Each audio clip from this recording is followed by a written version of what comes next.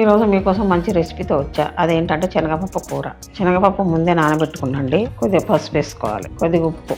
ఒక 3 విజిల్ వస్తే చాలండి. ఉడికిపోయిందండి. నూనె పోసుకోవాలి, చెక్క, మిరియాలు, లవంగాలు, ఉల్లిపాయలు కూడా వేసుకోవాలి, పచ్చిమిర్చి, అలాగే కరివేపాకు, కొద్దిగా అల్లం వెల్లుల్లి పేస్ట్ అండి, కొద్దిగా పసుపు అండి. అల్లం పచ్చివాసన పోయేదాకా నూనెలు వేయాలి. టమాటాలు వేసుకోవాలి, మునుకు రుచికి సరిపడా ఉప్పు వేసుకోవాలి. పెట్టుకున్నాం చూద్దామండి టమాటా ఉడికిందో లేదో. టమాటా మగ్గిపోయిందండి. మనం ఇందులో కారం వేసుకుందాం.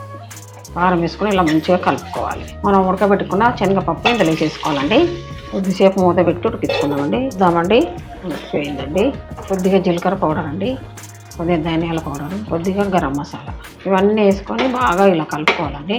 లాస్ట్లో కొత్తిమీర. శనగపప్పు కూర రెడీ అయిపోయిందండి. చాలా బాగుంటుందండి. మీరు కూడా చేసుకొని టేస్ట్ చేసి ఎలా ఉందో నాకు కామెంట్ బాక్స్లో తెలపండి. మరో మంచి వంటకంతో మేము ముందుకు వస్తా. బాయ్.